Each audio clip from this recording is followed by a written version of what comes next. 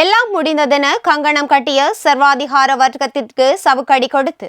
உயிர்ப்புதான் வாழ்வின் புதிய அத்தியாயம் என நிரூபித்து எதுவும் முடியவில்லை, இனி தான் ஆரம்பம் என புது வழிகாட்டிய இறைமகன் எமக்கும் புது வழிகாட்டுகின்றார் என யாழ்மறை மாவட்ட ஆயர் பேரருட்தந்தை ஜஸ்டின் ஞானப்பிரகாசம் அவர்கள் தனது உயிர்ப்பு விழா செய்தியில் தெரிவித்துள்ளார். மத்திய கிழக்கில் நடைபெறும் யுத்தமும் வல்லரசு நாடுகளின் யுத்தத்திற்கான முனைப்புகளும் உலக நாடுகளையும் மக்களையும் ஒட்டுமொத்தமாக பாதிப்புக்குள்ளாக்கியுள்ளதென எடுத்துரைத்த ஆயர் அவர்கள்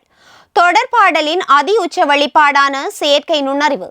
மனித சிந்தனைகளையும் எண்ணங்களையும் முடக்கி மனித ஞானத்தை புறம்தள்ளி கற்பனை உலகை கண்முன் காட்டியதோடு மட்டும் நில்லாமல் மத்திய கிழக்கின் யுத்த அவலங்கள் அழிவுகளுக்கும் காரணகர்த்தாவாக மாறி பெரும் அவல நிலையையும் உருவாக்கியுள்ளதெனவும் குறிப்பிட்டுள்ளார். மத்திய கிழக்கின் யுத்தத்தின் தாக்கங்களான எரிபொருள் தட்டுப்பாடு, பொருளாதார நெருக்கடி எம்மை சூழ்ந்து நிற்க செயற்கை நுண்ணறிவின் தொடர்பாடல் திறன் எம் குடும்ப வாழ்வை சிதைத்துள்ளதுடன் ஒழுக்க வாழ்வும் இறை நம்பிக்கையையும் எம்மை விட்டு தொலைந்து போகின்றதெனவும் கவலை தெரிவித்துள்ள ஆயர் அவர்கள் பெரும் போருக்குள் வாழ்ந்து உயிர் அழிவுகளையும் இழப்புகளையும் சந்தித்த எம் வாழ்வில் யுத்தத்தின் தாக்கங்கள் இன்னும் எம்மை விட்டு அகலவில்லை எனவும் காணாமல் போனவர்களுக்கான விடை கிடைக்கவில்லை, பறிபோன சொந்த நிலங்கள் பல இன்னும் விடுவிக்கப்படவில்லை, நில ஆக்கிரமிப்பும் அத்துமீறிய குடியேற்றங்களும் திரைமறைவில் தொடர்ந்த வண்ணம் உள்ளன, புரியோடிய இன பிரச்சனை தீர்க்கப்படாமல் நீண்டு செல்கின்றதெனவும் சுட்டிக்காட்டியுள்ளார். சிலுவையடியில் நின்ற தனது தாயாரை இதோ உன் தாயென உலகிற்கு கொடையாக தந்த இறைமகன்